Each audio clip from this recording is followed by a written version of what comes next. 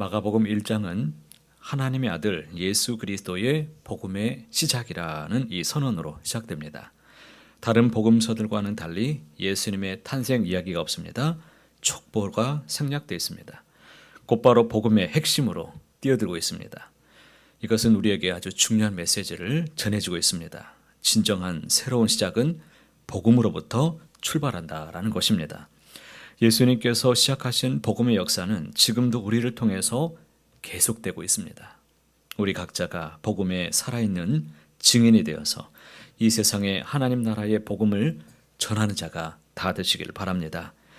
때가 찼고 하나님의 나라가 가까이 왔으니 회개하고 복음을 믿으라. 이 말씀으로 새해를 시작했으면 좋겠습니다. 복음으로 시작하는 한 해는 결코 헛되지 않을 것입니다. 반드시 하나님께서 은혜로 우리 모두와 함께 동행해 주실 것을 믿습니다. 오늘 본문은 마가복음에서 가장 극적이고 강렬한 장면 중에 하나입니다. 예수님께서 갈릴리 바닷가를 지나가시다가 4명의 어부를 제자로 부르시는 이야기입니다. 17절 말씀을 우리가 함께 읽어보겠습니다. 예수께서 이르시되 나를 따라오라. 내가 너희로 사람을 낚는 어부가 되게 하리라. 여기서 우리가 주목해야 될 첫 번째 진리가 무엇입니까? 하나님은 이 하나님의 부르심, 이 부르심을 좀 생각해 보았으면 좋겠습니다. 이 부르심은 하나님으로부터 시작된다라는 것이죠. 시몬과 안드레가 예수님을 찾아간 것이 아니었습니다. 예수님께서 그들을 찾아가셨습니다. 요한복음 15장 16절에서 예수님이 이렇게 말씀하셨습니다. 너희가 나를 택한 것이 아니요 내가 너희를 택하여 세웠나니. 우리가 예수님을 만난 것은 우리의 우연의 어떤 노력이나 결과가 아니라 하나님의 주권적인 선택과 부르심이 있었다는 것입니다. 오늘 이 자리에 계신 저와 여러분, 우리 모두에게 하나님께서 우리를 불러주셔서 이 자리 가운데 있는 줄 믿습니다.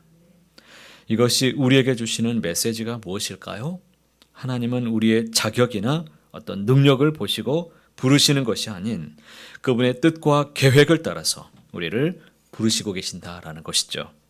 고린도전서 1장 27절에 이렇게 말씀하십니다. 그러나 하나님께서 세상에 미련한 것들을 택하사 지혜 있는 자들을 부끄럽게 하려고 하시고 세상의 약한 것들을 택하사 강한 것들을 부끄럽게 하려 하신다. 예수님의 부르심은 아주 구체적입니다. 나를 따라오라는 명령은 애매모호하지 않습니다. 예수님은 막연하게 너는 종교적인 사람이 되거라, 도덕적으로 살아라 말씀하지 않습니다. 그분은 나를 따라오라고 말씀하십니다. 기독교의 신앙의 핵심이 이 어떤 교리체계, 윤리 규범이 아니라 예수 그리스도라는 우리 주님과의 인격적인 만남과 관계에 있습니다. 예수님은 그들에게 새로운 정체성과 사명을 부여해 주셨습니다. 내가 너희로 사람을 낚는 어부가 되게 하리라. 18절은 아주 짧지만 강렬합니다. 곧 그물을 버려두고 따르니라 라고 말씀합니다.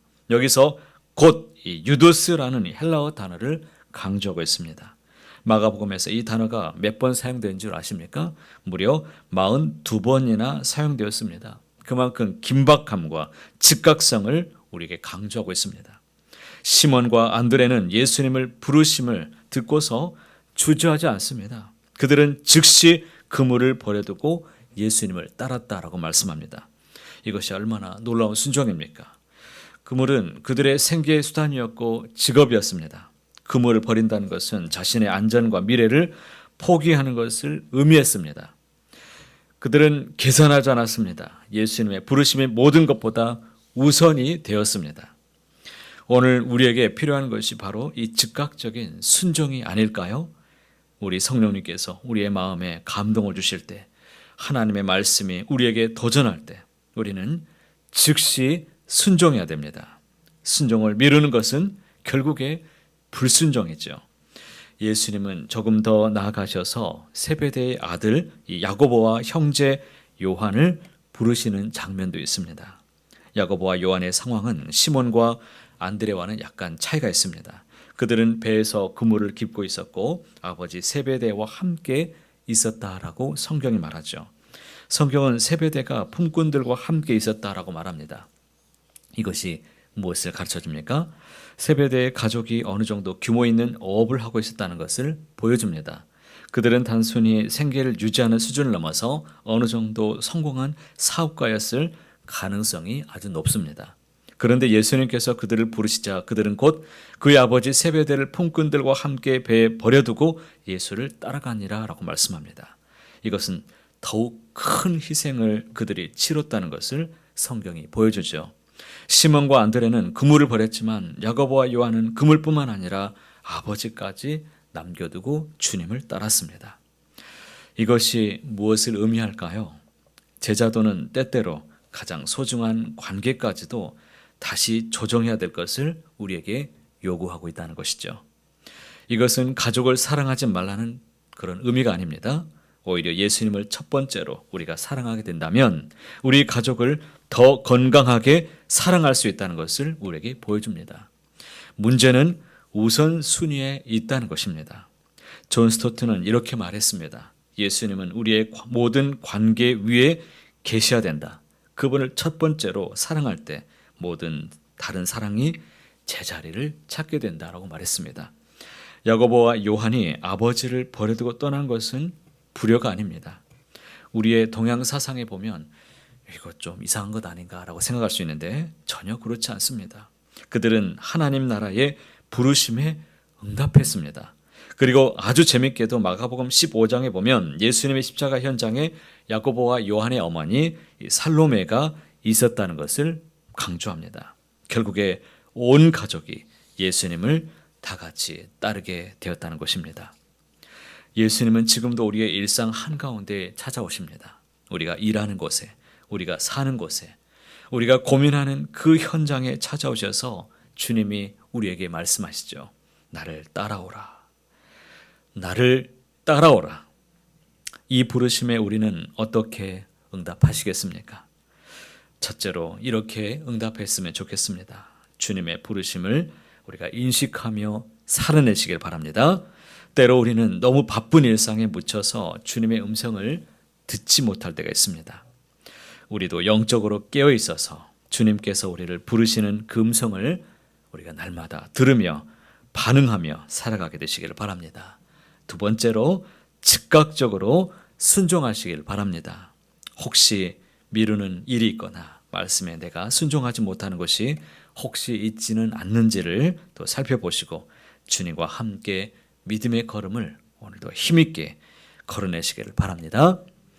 우선순위를 우리도 바로 세워서 나가셨으면 좋겠습니다. 제자들이 다른 것을 버려두고 예수님을 따랐듯이 우리도 우리의 삶에서 예수님을 최우선으로 꼭 두시기를 바랍니다. 예수님을 내 삶의 우선순위에 최상위에 두게 될 때 우리 주님께서도 우리의 삶 속에 복음의 역사로 열매로 함께 주실 것을 믿습니다. 마지막은 새로운 정체성을 우리 또한 인정하고 그대로 나아갔으면 좋겠습니다.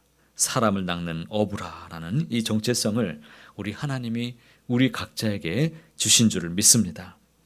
단지 성공과 또 자신의 행복만을 추구하는 사람들이 아니라 이제는 교회도 위에서 기도하고 또 하나님의 나라를 위해서 섬기면서 그리스도께로 인도하는 그런 사명을 여러분들이 꼭 받아서 순종했으면 좋겠습니다. 내년도에는 이런 소망도 한번 가져보시기를 제가 도전합니다. 주님, 딱 한 명만 구원하게 해주십시오. 딱 한 명만 내가 주님께로 또 한 해를 인도할 수 있도록 주님 은혜 베풀어 주십시오. 여러분 단 한 명만이라도 품으시기를 바랍니다. 나를 따라오라는 주님의 음성이 지금 여러분의 마음에 들려오십니까? 더 이상 주저하지 마십시오. 오늘 이 자리에서 주님께서 전적으로 우리에게 헌신하는 그런 결단이 있기를 바랍니다. 주님께서 여러분을 부르십니다. 나를 따라오라. 이 부르심에 순종하는 저와 여러분 모두가 다 되시기를 간절히 소원합니다. 사랑하는 하나님, 오늘도 주님의 말씀을 통해서 저희들을 찾아오시고 부르시는 주님께 감사합니다. 나를 따라오라는 주님의 음성을 들었습니다. 이 부르심 앞에 저희의 두려움과 주저함을 내려놓게 하시고 갈릴리 어부들처럼 저 즉시로 순종하는 그런 거룩한 믿음을 저희에게도 허락하여 주옵소서. 저희가 붙잡고 있는 세상의 그물들, 또 안전과 성공에 대한 집착들, 이런 것들을 과감히 내려놓고 오직 주님을 의지하며 저희도 따라갈 수 있는 용기를 허락하여 주옵소서. 주님을 내 삶의 최우선에 두고 사람을 낚는 어부로서의 사명을 기쁨으로 주님 감당할 수 있도록 믿음을 더하여 주시옵소서. 이 한 주간도 대망의 새해를 오롯이 바라보며 주님과 함께 동행하며 믿음의 발걸음을 내디딜 수 있도록 주관하여 주옵소서. 우리 주 예수님의 이름으로 간절히 기도하옵나이다. 아멘. 오늘도 주신 말씀을 붙잡고 기도하시길 바랍니다. 오늘은 작년 교육과 다음 세대를 위해서 기도하는 날입니다. 우리 모든 세대가 주님의 나라와 한국교회와 세계를 품는 주님의 백성들로 다 같이 세워지기를 바랍니다. 우리 어린 영유아 유치부, 또 아동부, 중고등부, 청년부, 또 새가족부, 우리 모든 장년부, 모든 세대에 이르기까지 하나님의 은혜가 여러분의 삶에 펼쳐지게 되시기를 축복합니다. 위에서 기도하시고 여러분이 가지고 오신 기도 제목 가지고 간절히 기도하시다가 오늘도 은혜로 풍성한 날 다 되시기를 간절히 소망합니다.